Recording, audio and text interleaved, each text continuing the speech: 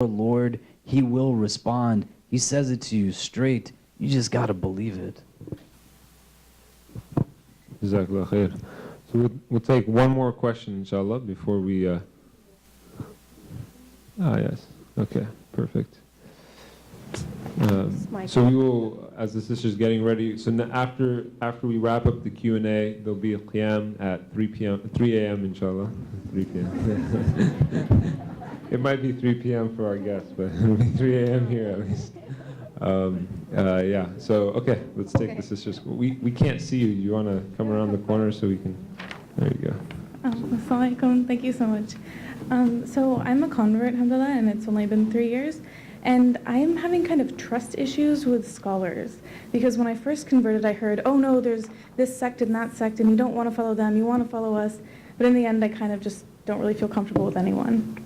So I'm just curious, like, what's your advice about, like, what's the role that I should be thinking about scholars playing in my life? I don't want to think of them as, you know, kind of between me and God or between me and the Prophet, but like, how can I understand, like, how they fit into my life, and also, how do I understand who I can kind of trust?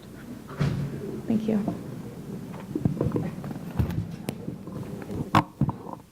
Okay, Bismillah. That's a very good question. I'll be honest with you. I was having mental images of me just tipping over. Anyways, it's a very good question. And I think one of the problems, one of the problems that I think we have actually, and there are some groups of people who, for example, if they're teaching a class about Tawheed, the entire class would be almost not talk about Allah, but would just talk about all these sects and how every sect is deviant, right? They like the word deviant a lot. And this person is deviant, and now we're gonna argue about this scholar, and they have all these YouTube lectures talking about how all these different scholars are deviants. I think there's a big problem when we lose a sense of balance. There is, I think, two extremes that we face. One extreme and I see this in the sort of the trends that we have within our community right now. One extreme is the extreme of what could be almost termed as almost like worship of the scholar, in the sense of whatever the scholar says, right or wrong, he's always right, or she's always right. That there's this almost blind following of scholars. That's one extreme. Even if the scholar is justifying the murder of innocent people, we justify and we follow that scholar anyway. And we can't come out and say, no, that's wrong. So that's one extreme. Then we have another extreme, which is that we don't need scholars at all. We just follow Quran and Sunnah as though, like, we can just do that on our own, and we don't need specialists. That's another extreme, which is also problematic, because that's like saying, well, we don't need doctors. We can just pick up medical encyclopedias and just do our own surgery, okay? We can't. We have to go to specialists in order to, like, I can't do open heart surgery on myself by reading or Googling it, okay?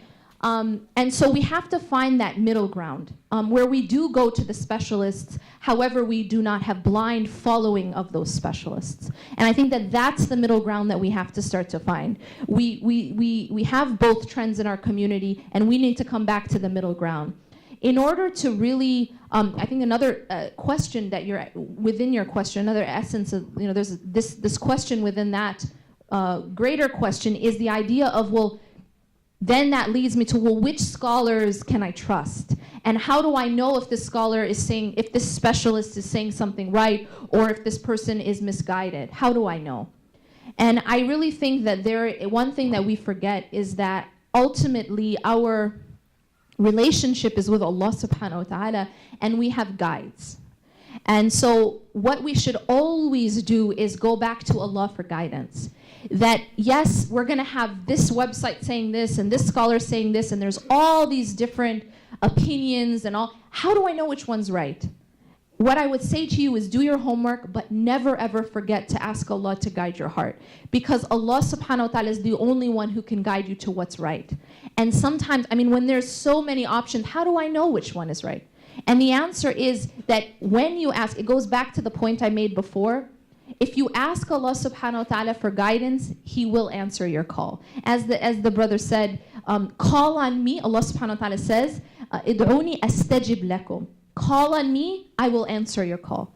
So we have to know that when we ask Allah for guidance, He will guide us. But we really have to do the two parts, which is doing our homework, seeking out that knowledge. But at the same time, no human being, no matter who they are, can substitute for that work that you do individually with Allah, and that the seeking of guidance from Allah subhanahu wa ta'ala.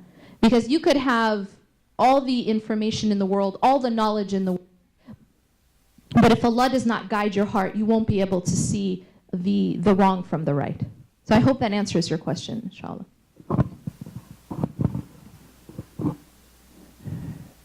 Some specific resources that might be helpful. We started a program at our center that we call Conversations, and we put a little T in parentheses after the R, so it says Conversations. I know, it's really cute, right?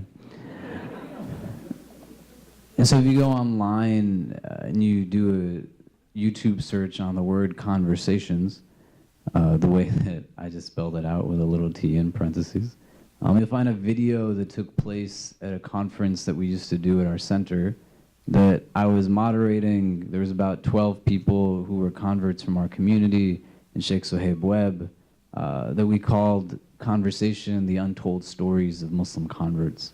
And the way that we structured this panel was I asked everyone to share initially a little bit about why they became Muslim, so to speak. And once they had gone through that, I said to the audience, this is usually where this discussion stops, that we get a little bit uplifted by hearing the story of why somebody became Muslim. They feel validated because they see the impact that their narrative can have on the audience, and we don't necessarily go deeper than that. And so then I pose questions to the panelists, and I say, tell us where it was tough for you when you became Muslim.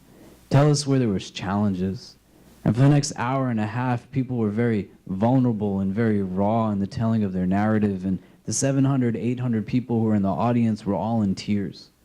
We had people who were sending emails and tweeting at us and everything, saying that, I just didn't know. I just realized now how I've been somebody who has not really been a great resource to those who have converted to Islam. And all the while, I thought that I was. And I would say for the sister who asked the question, watch that video. It won't necessarily be a solution, but it might help in that you'll get a solace that you're not the only one going through what you're going through. And for the rest of us, I would say watch it so that you're a little bit more mindful of how you're engaging certain people, and you understand that they're a little bit bigger than the way that you might kind of box them conveniently for your own kind of sake and your own consideration.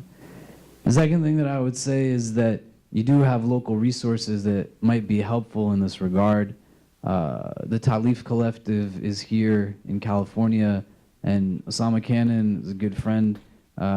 He and Mustafa Davis and the brothers and sisters who are there are creating what was alluded to before, a third space that I believe would be very helpful to the person who is asking the questions, the sister, because they understand experientially some of the things that they've gone through. And they inculcate that into their curriculum as well as their programmatic agenda.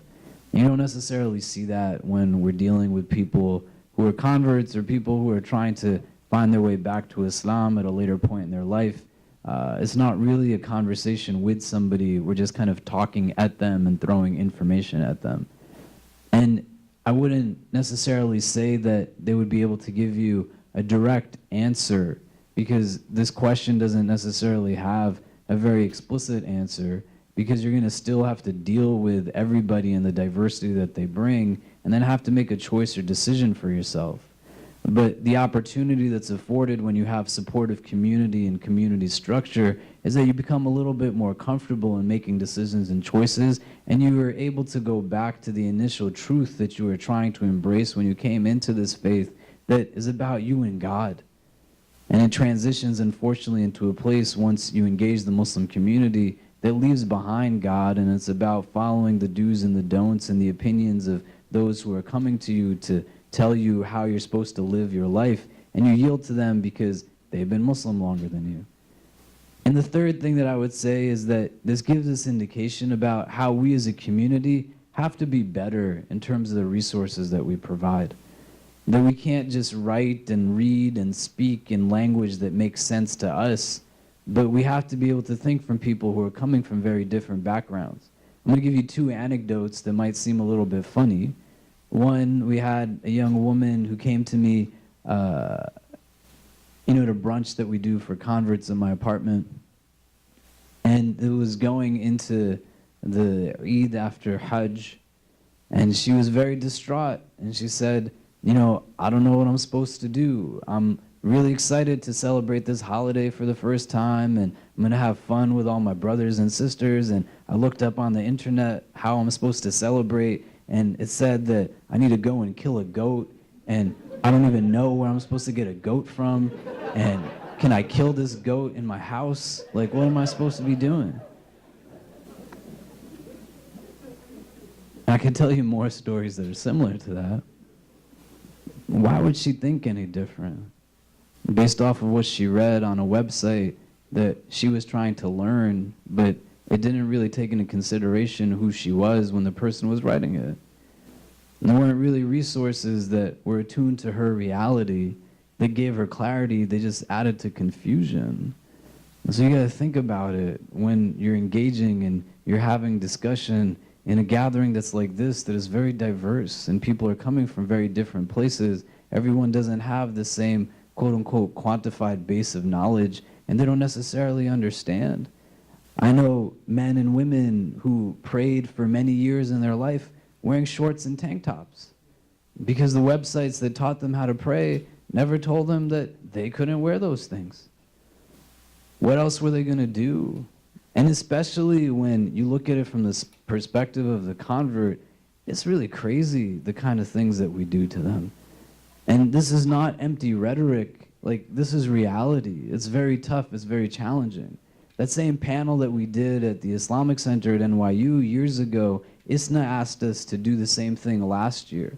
And so I spoke on a panel, I moderated it with converts who were not from my community, but people who came from more broadly the United States. Dr. Sherman Jackson's wife was on it, Mustafa Davis was on it, Muhammad Heraldez, who is from SoCal, was on it, a couple other people were on it. It was just, again, real raw.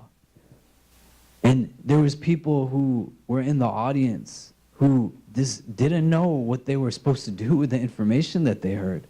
One brother who was in his 50s, an older Pakistani doctor, came up to me afterwards and said, I have ran the Dawah committee for my masjid for the